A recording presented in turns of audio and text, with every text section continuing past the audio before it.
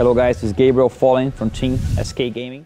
Okay, this is another episode of Talk to Thorin, and my guest for this one is Ulrich Schulze, who is better known online on Twitter, at least, as the Flying DJ. Infamous, perhaps, from that Twitter handle. And he is the VP of Pro Gaming at ESL. So people may have seen him on Reddit or on Twitter, commenting on all sorts of things, but unfortunately on the infamous side of things, it's usually when something's gone wrong, I've noticed, or that people are complaining about something.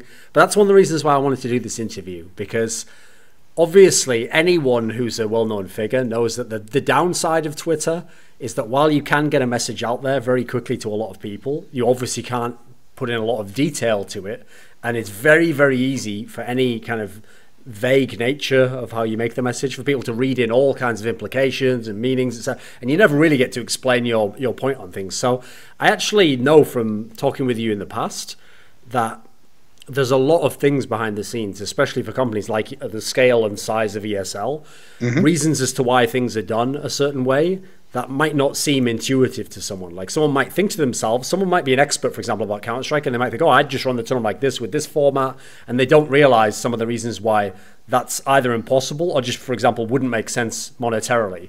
So I want to kind of get some of your insight on some of the industry side of things. So the first place I wanted to start actually was to a lot of fans.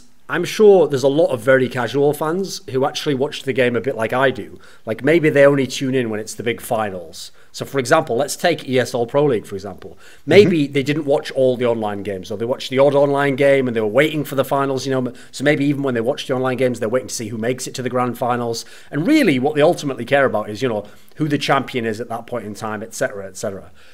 So for people who don't like online Counter-Strike, they might naively say, Ulrich, why not just have the finals? Why have an online league? Now, without answering for you, I just want to set this status of this, okay? Is it the case that you make any of the actual money, the revenue, whatever ESL Pro League can generate? Does any of it come from the LAN finals? Is that anything, you know, reasonable from that, from just the finals alone, if we were in a world where that's all you did? Absolutely. I think it's not the same scale as, say, an ESL 1 event, where everything is about the LAN finals and the qualifiers only play a smaller role, but it's definitely part of the package. But there is a lot of reason to do an online season. And I think one of those reasons we can see if we go to, say, Reddit or Twitter on days where matches are happening is that people are actually talking about this and seeing this. And if you look at what a typical weekend event gives us, I think it's the performance and how good a certain team is at that point in time, right? So you will know if G2, for example, if they won that event, they were obviously really good at that specific event. So in that 1 week, everything worked out for them. Sometimes it might be their skill, and sometimes it might be, you know, due to the tournament format or the system. Sure. But you know how it is at that point in time. Whereas a league will give us how they performed over time. So if you look at G2 in that same season, you will see how they started out, right? Newly formed team, just gone through a big shuffle, and they didn't have the greatest start. They lost a lot of matches. And then as they got together as a team, they made up for that in the latter part of the season. And sure, to some extent, it's about who makes the finals. Also who doesn't make the finals and who might even get relegated, right? I mean, Virtus Pro obviously is the big talking point this season, as they got relegated to Premier League. So for us, really, what it means, you know, and what the key difference to an ESL 1 event is that it gives a storyline across a few weeks, that you know, something happens every week with your favorite team. If you look at it from a fan perspective, and that you get to see how that team performs over time. And sure, it's not the same as a live environment, but it also spans across a longer time, so you can do more analysis on how a team did on a specific map against a specific opponent in the beginning of the season and how they're doing at a later point in the season. And I think that's what's interesting, and why it's not just, you know, an extended qualifier, but why it creates a storyline around the performance of a team and how it develops as a squad across a couple of weeks, which can, in CS, obviously mean an eternity, right? If you look at NIP, for example, where they were in November last year, where they won Oakland, and where they are now. A lot can happen in a few weeks, and Pro League, or any league for that matter, can show a good picture of how that development happens. Okay. One thing, everyone knows that in general I'm not a fan of watching the online matches, partly because I've watched so much Counter-Strike in my life. You know, I want to watch the really big, hyped matches that are kind of the killer instinct games. But one thing I have gotten a sense of from talking to people in the industry is that the actual online season, in many senses, is the moneymaker. That is the kind of the meat and potatoes of the league, because if you think about it, okay, yeah, maybe it doesn't get as many views as the grand final of the offline games, but you're getting those views for all these matches, a lot more matches than you could ever have at a LAN. And obviously, the actual costs of doing it, because it's just online matches, are a lot less than having the tournament, and maybe that's $1 million or something to put on this big LAN and fly everyone there and pay all the casters. So the online season has to exist, and it has to be pretty long, right?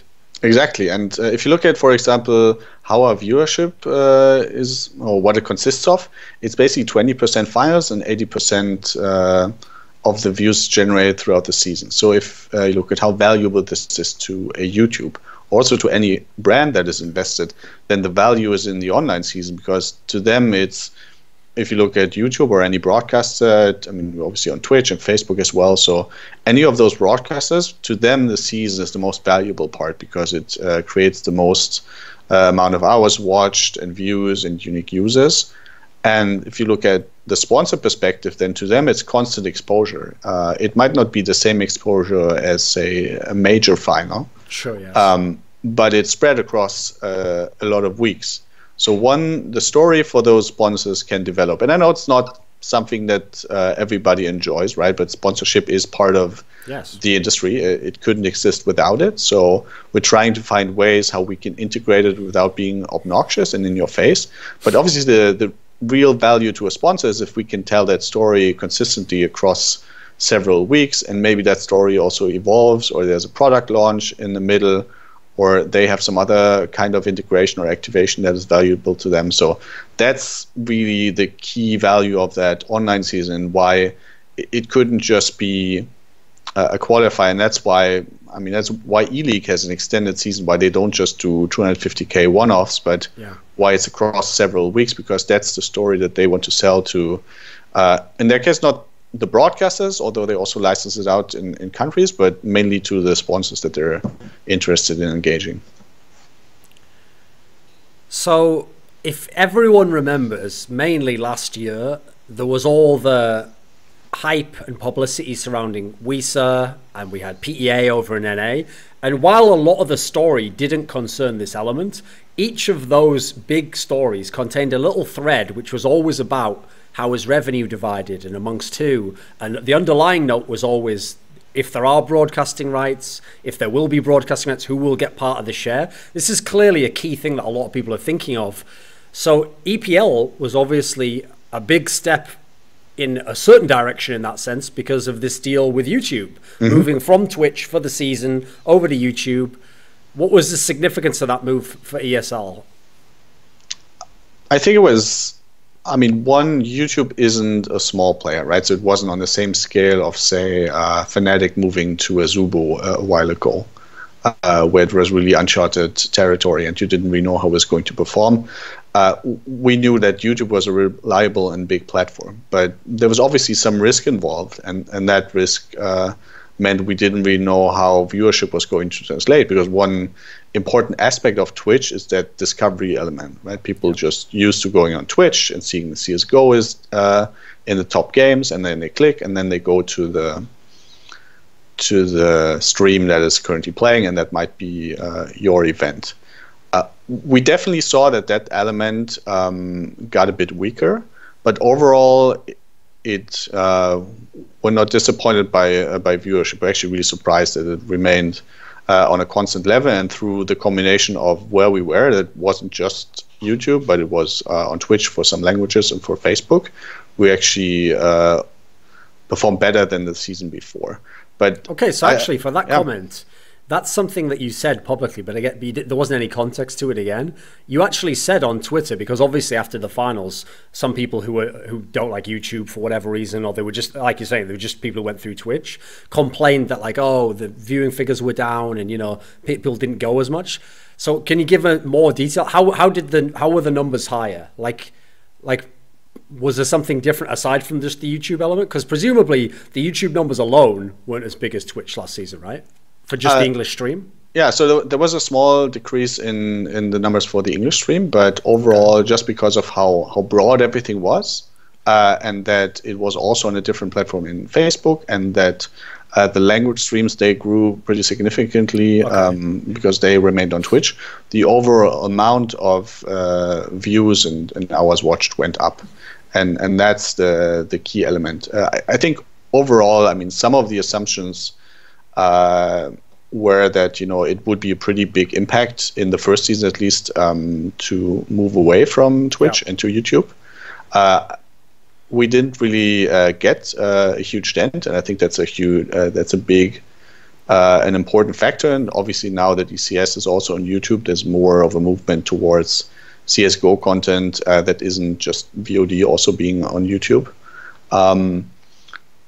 But the other element, I think a lot of it is perception, right? If you go to YouTube and you see what the current viewer amount is, you might have a certain idea of how viewership was overall. But I don't think anybody actually watched the entire season and kept track every time in the season before, and now it's the same thing. So it might be, you know, a little bit skewed by just the impression that you get. And certainly were moments in the finals where I think the numbers could have been a little higher if they had been on a different platform, but it's all guesswork, I think, because there are so many events out there. It's hard to predict what the exact number is going to be for a certain tournament or for a certain final. And one thing I find interesting in that context, if you look at discussion, obviously there's a lot of talk about, you know, monopolies, and whenever it's about us and Monopoly, it's always bad. It's the worst thing that can happen. But when it's about streaming, then there's a lot of people that actually think there should be a monopoly. It should be Twitch only. It shouldn't be anything else, which I find interesting. And I think our interest is overall to be on the platforms where people can watch us. There certainly isn't an interest to go somewhere just because of money. But we want to be as present as possible, because ultimately that's still the stage that we're in with esports, right? We want as many people as possible to watch. We don't want to artificially restrict the audience, because that's still a huge part of the value proposition. It isn't just how much money that's generated from broadcast rights, but how many people see it, and then it ultimately translates into sponsor revenue and into attention, into future business. So there's never, with every move that we make in that field of broadcast, there's always the intention to make it bigger and to have more people watch it. And by, say, broadening the base season, by going to YouTube, to Twitch, to Facebook, we've made a step into that direction. There's an extent to which, in anyone's career in esports, like luck, or maybe it's better said just like good fortune, plays a role. I mean, I'll give you an example from the casting world, actually. It's actually a famous gripe among the commentators, even some of the best commentators in the world, that sometimes they get the game that on paper looks amazing, and it turns out it's terrible, you know, and it's really quick, and they don't actually get any of the crazy moments they want. Or sometimes they have a game where it's like they look at the schedule and they've got the worst game, you know, that no one's going to be interested in. They always complain, you know, because they realize it doesn't matter how good their commentary is. If the game doesn't kind of meet them halfway, you can't get the whole package of the perfect moment, right? Yeah. Is there that component in terms of when you do run an online league like this? Because like there've been a number of different seasons where, I mean, there's some seasons where all the good teams make it, and you're like, whew, got all the best teams, every fan's going to be watching, you know. There's sometimes where, like for example, this time at EPL, the number one ranked team didn't make it. Australis didn't actually make it at the time. FaZe won recent tournaments. So, well, even though, yeah, sure, it's great for those teams that make it, sure, great for the fans of those teams. If you're an organizer, you know, to some degree, maybe we'll take a hit in a certain area of the world in terms of fans here. So is it tough to kind of have to just ride out whatever happens in that sense? I think it obviously is an impact if I mean, I think all of the teams playing in Pro League currently, they are pulling fans, not all on the same scale. But yeah, I mean, I think that's one of the things that you have to live with the league, right? You want that continuous content, but then you also have to live with the fact that the best teams, based on, say, a ranking or current results, might not make it because they didn't play the match right? Astralis was basically down to the final match. So they didn't make it, and I think it has two sides to us. One, it's part of the system, right? And it's also a story, even though not one that helps us for the finals if a team doesn't make it. Okay. And the second part is also that given how much content there currently is, it isn't actually terrible to have an event where, say, the number one team isn't. Sure. Just because it gives other teams an opportunity to shine. And I mean, maybe, right? Who knows how the tournament would have been if Astralis had been there? Maybe G2 hadn't won, but now G2 have won that title. And in the next tournament, the story will be if they were actually good enough to win a tournament where, say, all the top-ranked teams are. Okay. So I think we're not too concerned about that. Obviously, there's an impact also in the progression of each tournament, right? If, say, some of the Eastern European teams don't make it far, you get lower numbers on the Russian streams in the final parts of the tournament. But I mean, and to some extent, obviously, if you invite teams to an event, which isn't Pro League or ESL 1, you can control who is there. Yeah. But then at the end of the day, that's competition, right? The teams that will make the finals, they will be the best ones. And sometimes you get amazing and great games that you didn't expect. Sometimes you get great matches on paper, and that gets really one-sided. Cologne last year, for example, was a final that I think nobody remembers, or if they remember, then because it was so extremely one-sided and not memorable. But that's just, I think it evens out across all of the events that we do. Just because we do a couple events every year, if we have, say, a bad final at one of them or just a one-sided final, then it will hopefully make up for that at the next one. How significant would the number drop off be, though? For example, like, I mean, let's use a really extreme example, right? Let's say it wasn't Astralis who made it to the finals, but instead, like, Hellraisers made it. Okay, so yeah, they have a bit of a following, you know. Obviously, they were a CIS team. They have a CIS organization, at least. But presumably, I would guess, not as many fans as Astralis, you know, or a FaZe, or whoever it might be. Is the number, noticeable on the scale that you're looking at for the whole event if they don't make it to a LAN final? Like, do you have to take a little bit of a hit in terms of viewers or engagement or whatever? I think there's a bit of an impact. For example, say if you don't get Navi advancing or if you don't get VP advancing, then there's a couple of 10,000 that might be missing on those streams. But we've never really actually done in-depth analysis just because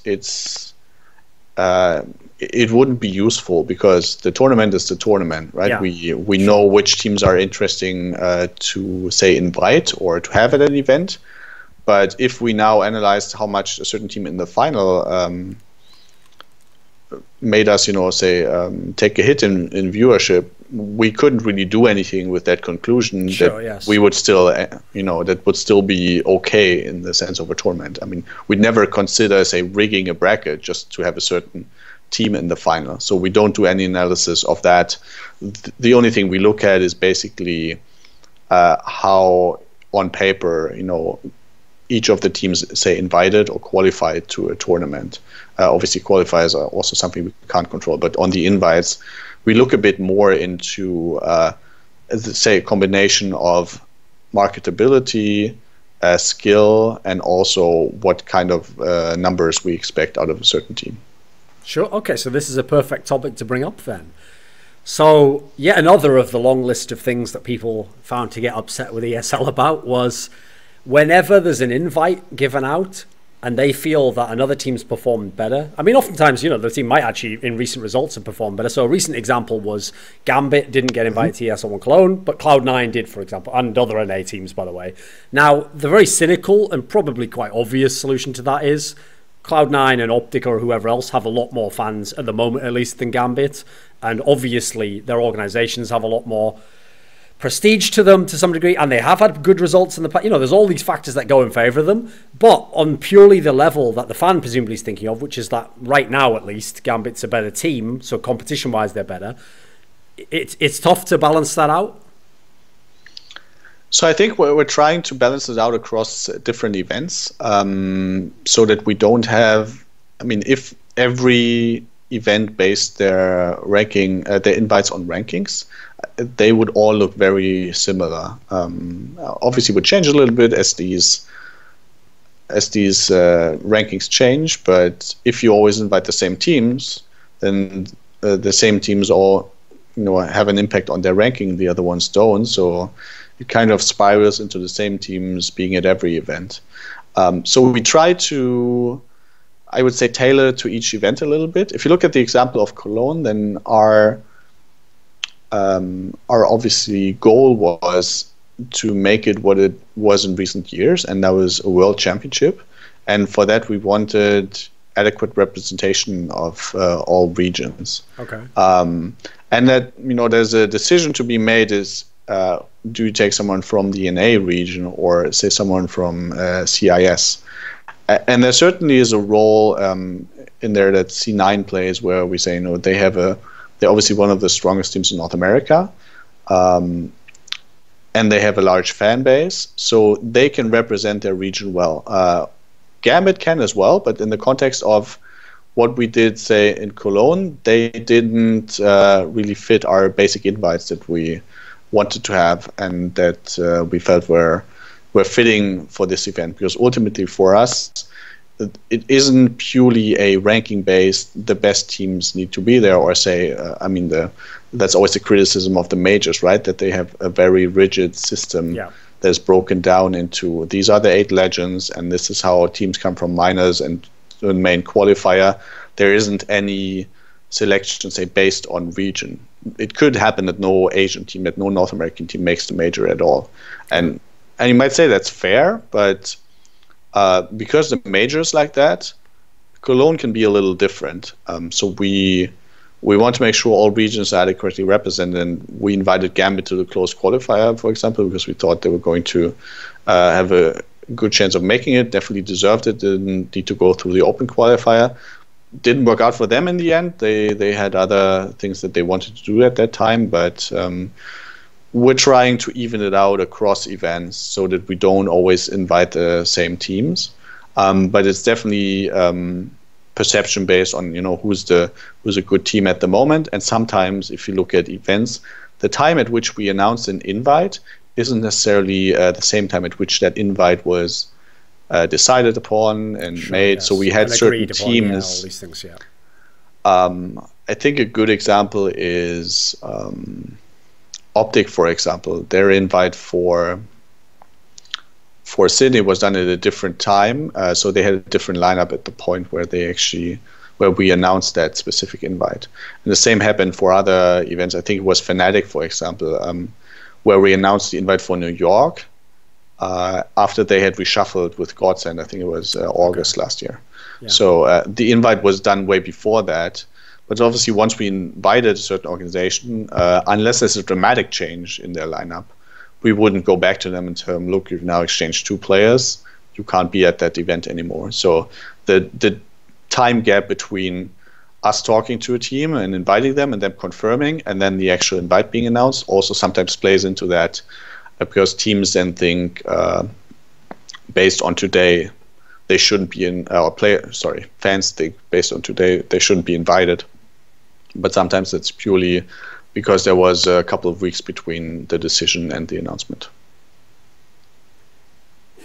When ECS has a similar issue or set of circumstances as EPL, at least from my subjective perspective, it does feel like the criticism isn't quite as ramped up. Like, for example, in case anyone watching this is unaware, ECS was on YouTube.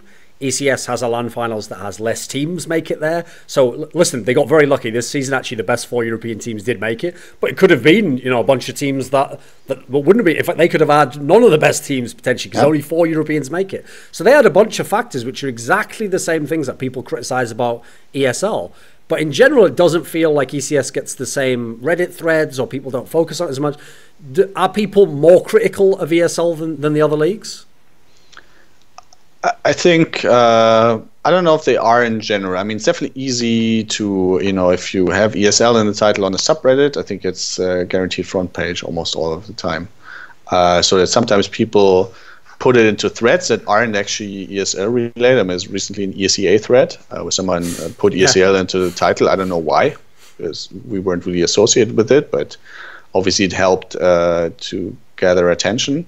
The other part is, and there's two elements. Why? I think one is we're obviously very present just because of the different brands that we have, and that we're in CSGO with IEM, with the SL1, with Pro League, and with our national championships.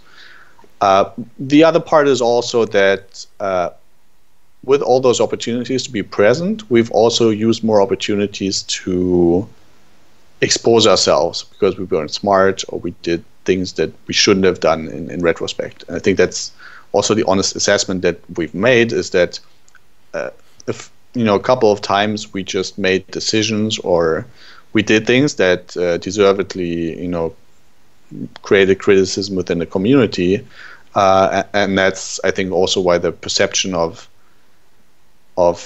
fans sometimes is that they need to be more watchful of us, or we deserve to be criticized much more. I mean, a good example is that there's certain tournaments, if something goes wrong on day one, everyone will be like, it's day one, it's all good, nothing happens. And if something goes wrong day one for us, then it's, people talking about same old and terrible, this will never work. I think that's what we have to live with.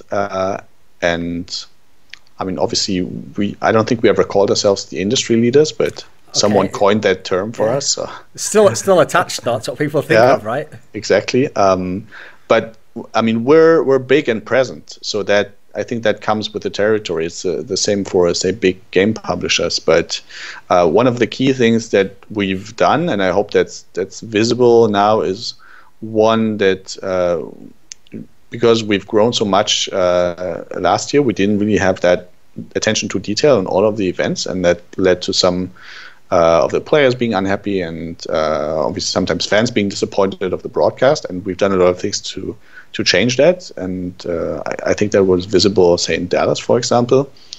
And the other part is also we're trying to be more transparent about what we do. I mean, a good example is our Dubai event a while back. We tried to justify how we invited teams, and then it kind of backfired, and we had to expand the tournament. So it wasn't a proud moment for us. So now we're trying to be more more transparent about the process, how we arrive at things. Okay. We asked the teams for the group stage format in Cologne, for example. That was a public vote. We talk about how we arrive at certain decisions.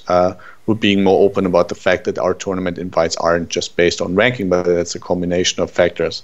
We're just trying to let people in more into, how we are doing things, so that there isn't just, ESL is thinking about how to punish match fixing, then a lot of quiet, and then some decisions announced that nobody really knows where we arrived at. We talked to what we did. So that's why we're trying to be more open about the things going on behind the scenes that people don't really see usually, but that there's a public survey about match fixing, that we talk to the players in Dallas about how they would want to punish those and how they see that whole aspect, so that everyone is more aware of how we're arriving at certain things, and that we don't just assume we're a big company, we can decide whatever we want, and that's how things are. And I think one final thing is that often we've been kind of the front line for certain decisions that weren't necessarily ours, but we got flagged for it. Good example is the coaching element last year, where it was basically coaches were becoming in-game leaders, and we raised that with Valve. We told them, this is how things are going to develop. Nothing changes, and we know how they feel about it. So how should we approach it? And then out of that came basically the wish for us to communicate to everyone, this is the new rule. Coaches can't talk except for timeouts and halftime. And that wasn't necessarily our decision, but we knew that the only thing this can really work is if there's alignment between everyone. And there was lots of concerns in the beginning. I mean, now nobody really talks about it anymore. It's just, it's working the way it is. And there were other competitors who immediately said, we're never going to use that rule. And then they ended up using it. So there we got obviously flagged for something that wasn't necessarily our decision, but we were just the ones communicating it. So people associated that idea with us specifically. So another aspect that seems to have played a role with why people are very critical of ESL is that if you look at some of the other tournament organizers, some of them actually don't even really respond when things are said on Reddit or Twitter or whatever. They just kind of take the approach of like, just let it die down. Some of them, I mean, probably the best example of someone who, I don't know what his talent is, but he just seems to have a natural talent for this, is MLG Adam. Like somehow, however he answers, whatever he says, everyone loves it. Like, it doesn't matter what he says. Like, oh, sorry, yeah, it is totally fucked up. Oh, thanks so much, man. It's so great. Somehow he has like the gift of the gab, as we say in England, right? But in general, ESL people, the perception in public at least, okay, I've noticed this, a trend myself is that, like, for example, in the MLG Adam case, what he normally does is he always just says like, yeah, we fucked this up, like, sorry. And then sometimes there might not even be a solution, like, oh, sorry, we can't do booths, we're not allowed to, and that'll be it. But just the way he says it, somehow it placates people, they feel, oh, okay, well, we were heard, it's, they've done what they can. But people get the sense, at least in the past, that the ESL person, if they came out on Reddit, like, if you look at the way it's phrased, it's never usually aggressive, but it's more like they'll just explain what happened, and maybe it wasn't even for ESL's fault, maybe there was actually an issue with the venue or the tickets or whatever, and they'll just try to say like, oh, here's what happened, guys, and people think that ESL like doesn't accept responsibility or something. There's some sort of a PR disconnect. Is this something that you guys have kind of noticed internally? Absolutely, and I think, maybe it's cultural to some extent, that Adam is just better at it, but he definitely does a great job of communicating about everything, and we've certainly looked at how he does things to see how we can also change our communication approach. And I think one thing that you said is very true, and that's a lot of the times we try to explain why certain things happen too much and try to find a reason for it, when ultimately the only thing it did was explain why something that shouldn't have happened, but it didn't really help anyone. So, yeah. We're trying to accept more responsibility. Ultimately, one thing that also happened, obviously, is that if certain things don't work out well one time and then they don't work out well another time, then at some point saying, sure, we know when it's going to get better isn't going to work anymore. So some of the, say, fan experience elements, like how we do signing sessions, for example, we changed all of that, and we've now received really good feedback for Dallas, for Sydney, for example.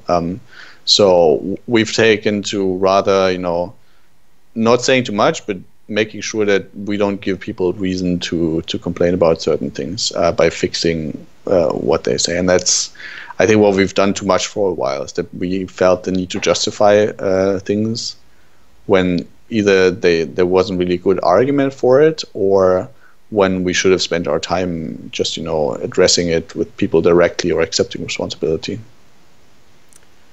So when ESL holds an event, I realized it was under the IEM brand in Sydney. Now, that's not a typical location for a Counter-Strike event. In fact, from knowing my entire history in Counter-Strike, I can't think of a huge event that was held there in 1.6. I don't think there ever was one.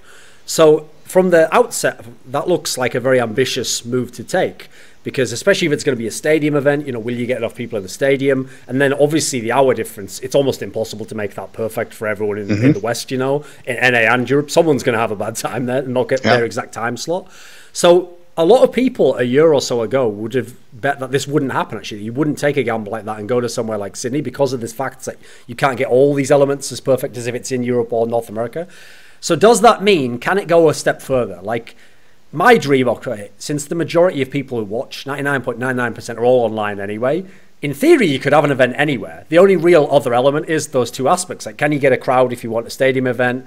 And can it be on the right hours for the people to watch and want to watch online? Because obviously they are the audience. Does this mean you could go even further? Like, could there be an event in like Seoul in Korea, so I can go there? You can have one in Hong Kong, in Beijing. Can we really go global with the concept? I think we can, and like you said, there's a couple of considerations. One for Australia, for example, is we do have a really strong local office there that we can rely on to execute the event. That always is, I think, something that isn't really visible, or people don't have it, there isn't awareness in that moment for how many different countries we actually do events in compared to some of our competitors. So we had a really strong team in Australia, and that was a key part in what made the event successful. And then basically for the rest, there's considerations where we weigh one thing against the other. For IEM Sydney, Intel is really interested in the market. We knew that there was a big potential for CSGO just because the Crown event last year, where I think VP and Cloud9 and some local teams played, that was really big and successful. And our team in Australia did market research and actually identified, what would be the potential for people coming to the event. So there we knew that it was going to create a big crowd, and I think that's something. I think it's obvious if you're really close to the scene, but I don't know how visible it is as a fan. But it still is really, really difficult to fill arenas with esports. I mean, Riot does it consistently with League of Legends, but they don't have a ton of event, and they obviously have the biggest esports game. It helps having 30 million people who play, or whatever it is. As well. Exactly. So they can market directly in the client. So that's really that's, I would say, as easy as it gets. It's still tough, as they have seen in some markets.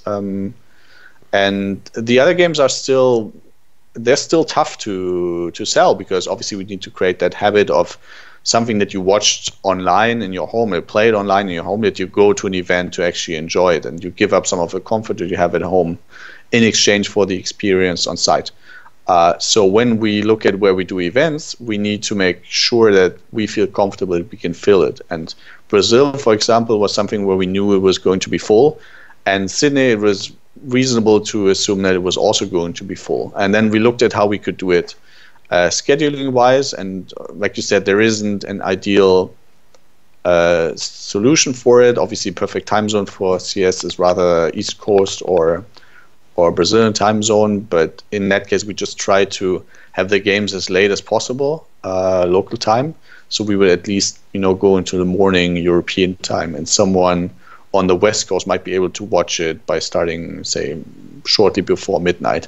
But I think that's just the pains of a global audience. Overall, though, in the context of what we envisioned this event to be, it felt right for us, and we knew there was going to be some impact to the audience just because of the time zone, but it would be made up for by just how big the event would be with people locally on site. And I think that's also the impression that everyone got to watch online, that it was a really great crowd, and that helps and can make up for, say, some of the drop in viewership because of the time zone. So obviously this is a topic which is very hot right now, because anyone who's going to invest their tens of millions into the NALCS or an Overwatch League slot is being sold the idea that, even if not now, very soon, there will just be stadiums every week, every month, full of fans, and it'll be like a traditional sport, which is something which I have to say myself, I can't mentally make the leap to that point yet, because like one of the aspects I always bring up is, having been to many events in Korea, the day-to-day operations in Korea are very small. Like, they're actually very smart. They know if it's a TV production, you just make sure that the stadium only fits 300 people, because then you look like you got a full crowd.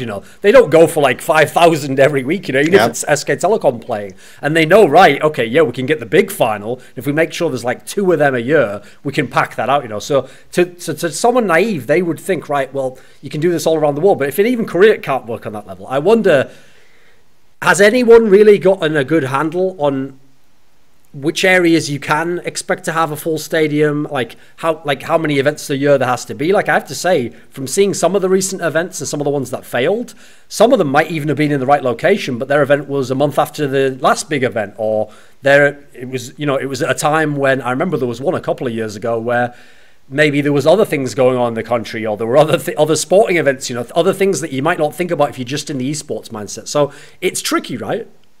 Absolutely, and I think if someone has the assumption that, say, in a year from now we'll have home and away games of each team in stadiums like, say, NBA, that's not going to be the case, because we still see for our events that there's a lot of people who travel, and it isn't largely the local crowd as you would have for a traditional sporting event. And obviously we're trying to make the events more easier for everyone to bring their family and friends to, so that it isn't just a hardcore gamer event from a crowd point of view. But at the same time, we don't want to create something that isn't true to the esport itself anymore. So I think you're definitely right that, you know, even the motherland of esports doesn't get 1,000 people or 1,000 people into stadiums every week. So it won't be the case in the near future for the rest of the world either. We see events growing. We see some events that are growing faster, some that are, say, stagnating on a decent level, I would say. But overall, there's still a lot of, and I think that's the key task at the moment for everyone on the organizer side, is to build that habit and to create that sense that going to an esports event is a great experience and something that you should do and you should come back every year. So that still needs to happen, and I think there's so much more room for events in parts of the world that don't have an event yet, that this is going to happen first before we get, say, 30 US CSGO events every year. There's rather going to be events in areas like Sydney or Brazil. Obviously doesn't have a lot of big CSGO events. Asia might be a market that can get their one-off events or once per year. But that is the first thing that's going to happen. And I honestly have no idea how long it's going to take, and if we'll ever get to, say, a level of attendance or size every week that the NBA, for example, generates. When you put on an event that's supposed to be a big event, it's supposed to be like the full spectacle, you know, while I realize there is a level of satisfaction and kind of accomplishment in just doing that, putting on the spectacle, the big prestigious show, if I run the numbers on how many tickets get sold, and I try to, you know, do my math on like, well, how much would the venue get and how much would the tournament organizer get, it seems like there's no way right now these big finals events can actually be making much money. I mean, yes, you have to have the big finals along with the seasons and along with all the qualifiers and everything else, but a lot of it's surely still relying on revenue that comes from online streams. Sponsorships, obviously, are still a massive thing. We know ESL with Intel, etc., all these things. It is the business side of actually having a fan come and pay his money to go and sit in a seat, and that being something that somehow fuels the sport. Is that still quite far away from traditional sports? I think it is, and there's a couple of reasons. One, because the initial costs for running an event are so much higher than they are in other sports. If you have, say, a basketball game, then the court is already there, right? It's there isn't a lot of additional investment that you need to make for a game outside of, say, paying all the stars to play in the game. But for that one event, there isn't a huge investment. Whereas esports, you have to build a stage every time, fly in the teams every time, fly in the crew every time, talent, prize money. It all adds up so that it isn't, and it's always 2 or 3 days. There's never really that concert type of thing, or the only ones doing it are really Riot, where you go in and you have 3 to 4 hours of show and then you go out again. And if you look at ticket prices, we're still really, really cheap, right? Even, say, the more expensive events like the International, for example, that's still very, very cheap compared to other sporting events, and looking at just how much content you get for that amount of money. So at the moment, this isn't, and for the foreseeable future, it won't be something that carries itself in the way that a concert does, where you say, this is your investment, this is your ticket revenue, that's a done deal. But it will always be that's the foundation, and that's what you build for sponsors and those watching online and all those buying media rights. But in itself, it isn't something that would be a standalone business, just going to a venue, charging for tickets, and then that being your business model, which just doesn't work at the moment. And just because of how esports is structured, it probably will always rely on sponsors paying for, say, online reach, or just the media rights being sold for that specific event. You mentioned earlier that for ESL One Cologne, the players themselves voted on what formats should be used for the initial stage. I mean, technically it's not a group stage, it's a Swiss system, but the initial phase of the tournament. Why is it a good thing for players to get a say in what format is used? What is your perspective on it? Because obviously ESL's given them the choice in this. Exactly. I think there's an element where we, some decisions we want to make ourselves because certain things logistically aren't possible, and some things, if you ask a fan or if a player what the best solution would be, then sometimes they tell you, let's do 2 weeks and all best of 3 and double elimination break with all 16 teams. Yeah. So some things just aren't logistically feasible, so we wouldn't put them out as an option because we know we couldn't do them financially or time-wise. But when it came to Cologne, we obviously looked at, Swiss system has now become something that's used a lot in tournaments. It was used the first time, I think, about a year ago in the Cologne qualifier 2016.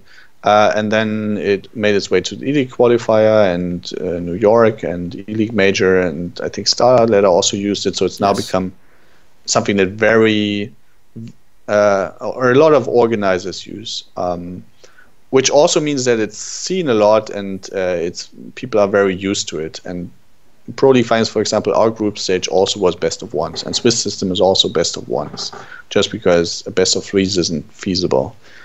So for that reason, we thought about, we could also do a traditional GSL system, and we could say fix or address some of the things that people criticized about the major, where the seeding was based on how you came into the field of 16, which sometimes led to groups that subjectively and also objectively were really heavy with top teams and others that weren't. So that's something that we could have addressed just by seeding based on ranking. So when we looked at that, we thought, we can do both things, and they both have advantages and disadvantages. So ultimately, that's one of the things where we said we could just go out and say, this is our decision, this is how we do the tournament format. But ultimately, to us and for the success of the event, it doesn't really make a huge difference if it's Swiss or GSL. So we thought that ultimately it's up to the players to decide. And if we ask all 16 teams, then it will be a fair vote. And sure, some considerations like the stronger teams would probably prefer something that's more best of 3 heavy. Yes. Versus the smaller teams or the ones that are underdogs probably enjoy being able to upset in best of ones. But ultimately, we didn't think there was a fair way of, say, waiting for that. Or if you know what I mean, right? If you're saying this team's voice has more weight than any other teams, that wouldn't be fair. So we just decided we ask all 16 teams, and then we'll go with whatever decision they make. And then obviously that's what they decided, right? If they don't like it, then it's ultimately it was up to them to voice which way they wanted to go. If I was being cynical, I would say surely it also plays a factor that as a company, no one wants a lot of criticism. So one way that it's very easy to avoid some criticism in this area would be if you get the players on your side. Now the players, they don't literally command all the fans, but they certainly have big influence over them. People tend to like what the players like. So if all the players come out and they're like, I love this format, we voted for this, it does kind of displace some of what might otherwise be criticism for whoever likes what format or another, right? Does that play a factor at all? Yeah, definitely a consideration. Because then ultimately the players decided, so it wasn't necessarily our decision. Obviously, we don't want to, we're being very careful which decisions we put into player hands and which ones we don't. this is about format. It doesn't really impact a direct result. We'd never put a tournament or say result-related decision into the hands of players, like, you know, if we should replay a round or if something should be accepted or not. That should always be an admin decision in the context of that tournament. But with this, obviously, one of the things for us is that there's ways to criticize both formats, but this is then something that we've openly put up for votes for the players, and they've decided for it. So it definitely helps us make sure that, you know, people don't think we're deciding something that everybody else was against. One of the most common complaints that players make, and you never know when it's going to happen, it'll just happen throughout the year, and it's almost guaranteed, you can go ahead and write it in your calendar that it will happen, is that there will be players from all levels of teams where they'll make this complaint publicly. I had a tournament that I only just got back from, and my Pro League game was the next day. Or, you know what, I'm going to have to play a Pro League game while I'm at this tournament next. And what they're essentially suggesting is they want to be able to do both at all times. While I can appreciate that in an ideal world, yes, we would balance all the schedules. You'd never have any matches where people were tired or it was on the same day. Is there one of the factors I always feel like if I put myself in ESL's position or any big league that I would kind of feel like I would get a bit annoyed. Like I'd kind of be like, okay, I understand, for example, if it was like a huge tournament and you had to do that. Okay, maybe we could have figured that out as tournaments together and find out what our dates were. But sometimes they're talking about lands that aren't even tier 1 lands and don't even have the best teams there. They just want to go to both. Again, it's their perspective only. So there's a part of it where if I was in your position, I might think, okay, while I understand that you want to do that, you know, ultimately the reason why you're going to play the Pro League game as well is this league is much bigger, has a lot more money, and it's actually more important to your team that you play in this one. So you have to kind of choose, you know, I can't make it work for everyone. Can it be tricky to deal with players? They don't always see everyone's perspective. Absolutely, and I think one thing that we talk about a lot with players and where we sometimes get the feedback of, well, you know, we wouldn't want to do X or Y or skip this event because of an online match, where I think we still have to both work on the notion that this isn't just an online match, but it's a match of one of the biggest leagues, and the reason why it can ultimately generate that, you know, that value, and it obviously through WESA it generates direct value for the players, and there's also prize money attached to it. The reason why it generates that value is because predictable schedule and weekly content, that's something that drives value. So it isn't just an online match. It isn't just some qualifier. And I think that's something that still needs some time to really be, you know, ingrained and really be accepted. And the other part is with how saturated the space has become. And I get that, you know, how that is going to sound from the company that's saturating the space to a large extent. It might sound like, you know, us just trying to push everyone else out, but there just isn't a lot of space for new tournaments to come in, and that's something that players have to accept to some degree. And I think we're seeing more and more that they're being more careful with which tournaments they go to, and we can respect Astralis' decision, for example, not to come to Cologne because they want to focus on the major. That's something that makes sense, right? If they don't do well at the major, then they're obviously going to be disappointed, but at the same time, it's understandable that they don't want to go to every tournament because there just isn't a lot of added value for them. I think that's one thing that we see more and more, and where we hope that things like, and I think the perfect example was before Dubai event, a couple of the teams went to, I think it was Gaming or Gamers Paradise. Yes, Gaming Paradise, however, yeah. Which I think from its announcement already looked very difficult to pull off successfully. And a lot of the huge teams still went there and still got disappointed. So that's something that we see happen less and less, that teams are not as willing to just, you know, take a risk on some random tournament that was announced, but they're more relying on, say, the established ones where they know what to expect.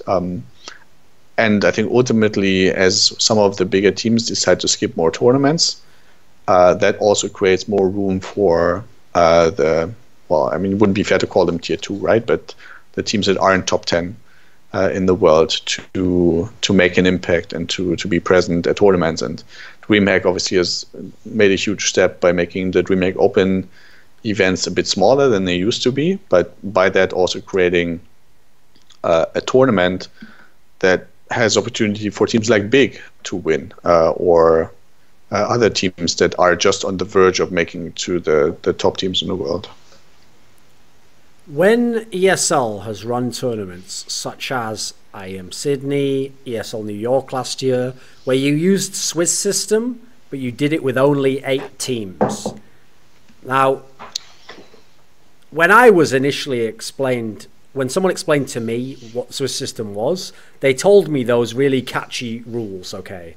Like, you never play the same team twice, you never play a team that has a different record than you, but if you run it with 8 teams, these 2 things can happen. I mean, it did happen at ESL New York. Fnatic and Team Liquid played twice. Yep. Is that not an issue? Is it something that you just decided is just a consequence of if you have to do it with 8 teams? What's the thinking behind that?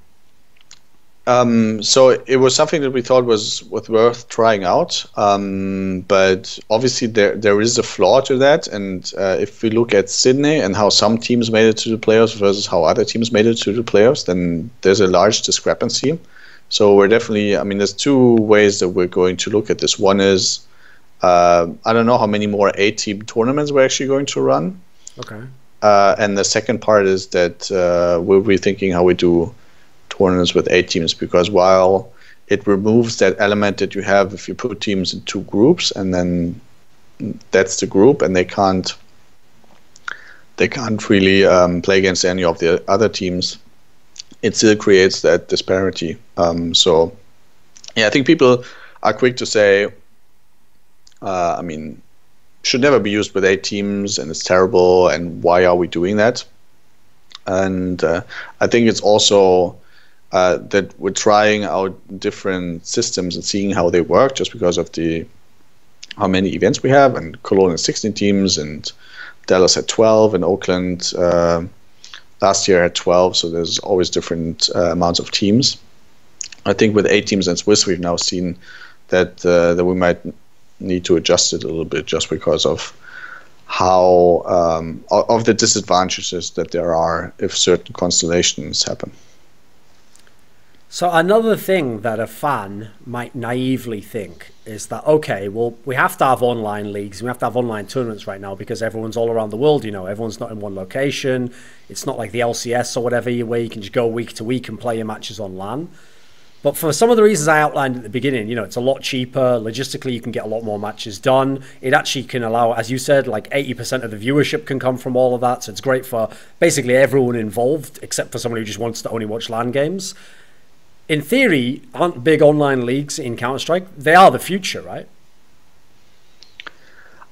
I think we're definitely seeing more interest towards the online leagues, and it certainly is easier for the teams and players to play an online league than to travel to an event every week. I think if we ask the players, would you rather have 25 events every year, or would you rather play, say, 10 or 15 and have 2 big online leagues? They would probably prefer the leagues, just because it doesn't require them to travel all the time. And there are certain sports that are more travel heavy and some that are less travel heavy, but I think esports is definitely up there when it comes to how much teams have to be on a plane if they want to be at a lot of events. I think it's interesting that you bring up LCS, because we're thinking about a lot about where leagues are going to go and how much LAN and offline play there's going to be. And I think one of the key things about LCS and what you get from players is that not all of them are happy with the setup, in that they're being uprooted from where they currently live at a relatively young age and have to live in, say, either Berlin or where's the North American studios in LA, I think. Yeah, around there. So they have to move there and have to live there in a gaming house that isn't, I think everybody knows that a gaming house is not the same as your home. You don't have your friends, you don't have your family. And we've seen that with some of the CS players, right? Simple, for example, one of the reasons why he didn't stay in North America is because he didn't have anyone there that he related to, that he could spend his free time with. So he's happier being back home. So that's definitely a big consideration for us. Is I think everybody knows that it's better to have teams play on LAN and to have them on camera and to have them really visible, but at the same time creating that offline element also has some downsides, and a lot of the CS players now have families. The VP guys, for example, some of the other players are also they have kids, so for them it would be pretty huge if we require them to be somewhere else. So maybe there's an opportunity to have them fly in for one match every week, but a lot of long distance, or there's actually home and away games where the teams start creating facilities where they have a home base and then the other team flies there in the 1 week, and next week they're flying to a different location to play their game. That only means travel every 2 weeks. That kind of system we can imagine, but I think ultimately putting all teams in one place might have some real downsides when it comes to private life, and that will ultimately affect their performance, I think. Do you have, at the end of the interview, any final message or someone you want to thank or say hello to?